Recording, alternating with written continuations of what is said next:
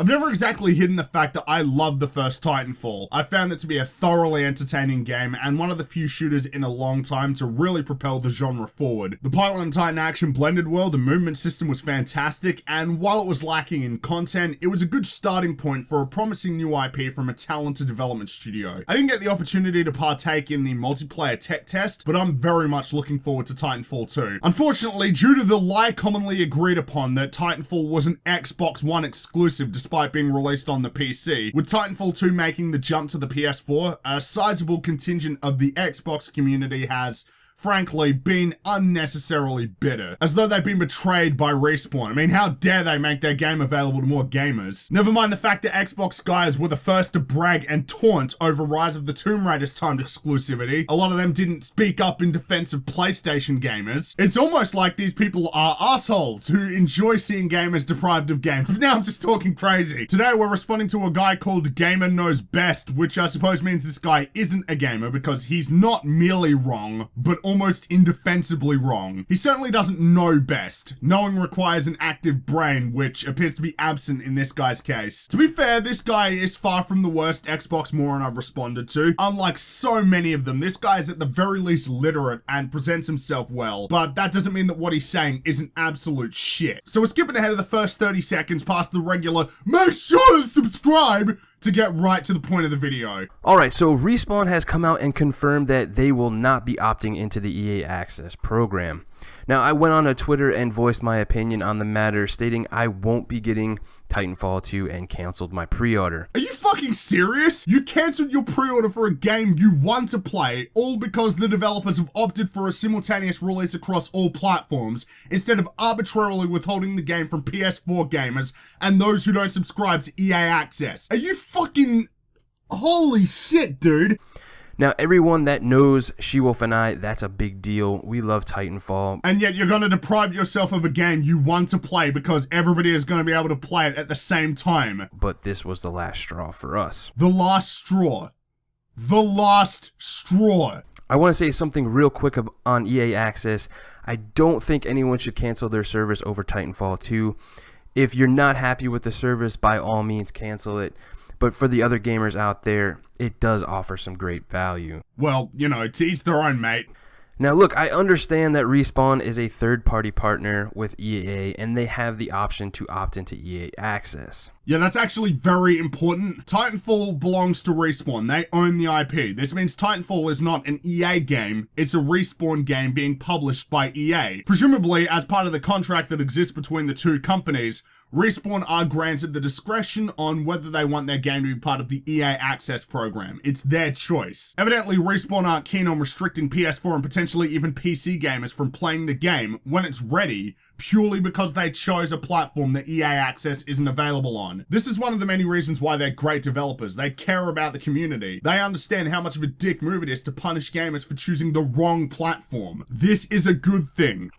First off, EA is publishing this title, and I'm sure putting up some really nice money to help get this game made, and also with the marketing. Right, but that doesn't change the fact that Respawn owns Titanfall.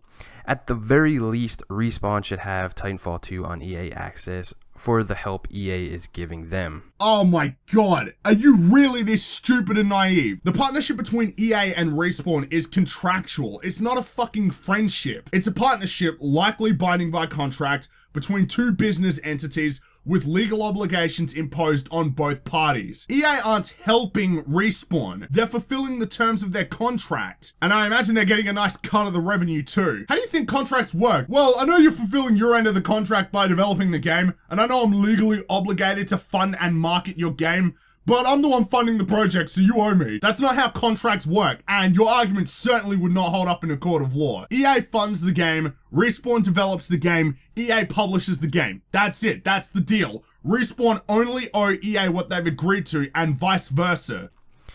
Now, in my opinion, I think Respawn is pandering to a new player base and maybe don't want to give an advantage to one side or the other, and that is a valid argument. A normal person would consider it a very good reason.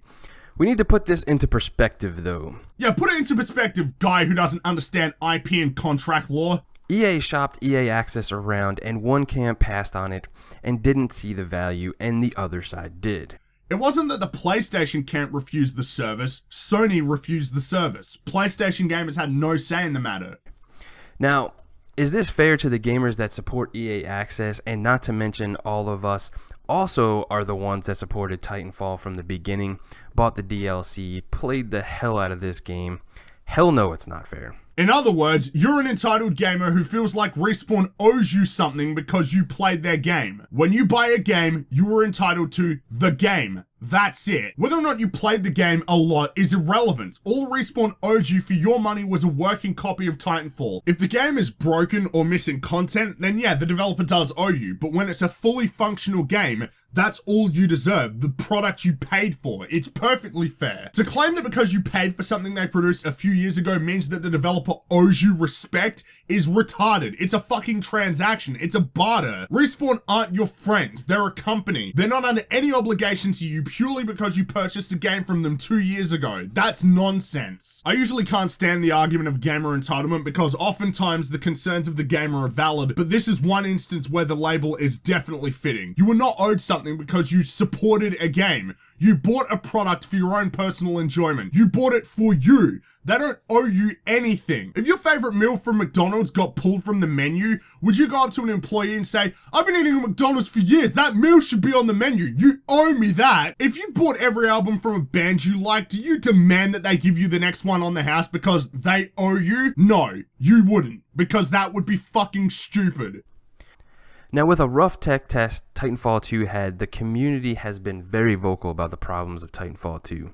It just feels like they ripped the soul out of Titanfall 2. It just doesn't feel like Titanfall. And here I was thinking you were going to pre-order the game. Look, Respawn, EA Access should be a no-brainer for you. Because you know better than Respawn. Respawn has this great opportunity here to show good faith to the Xbox fans. What about us PC fans? You know, the guys who also played the first game? If anything, we supported Titanfall more than Xbox gamers. Games sold on Origin digitally produce better profit margins. You should be like, you know what, guys? You supported us. We heard your complaints. We worked hard to change some things. Go ahead, give it a try for 10 hours. We hope we can win you back. And why are they under an obligation to do this? Because the previous game wasn't available on the PS4, so fuck those guys?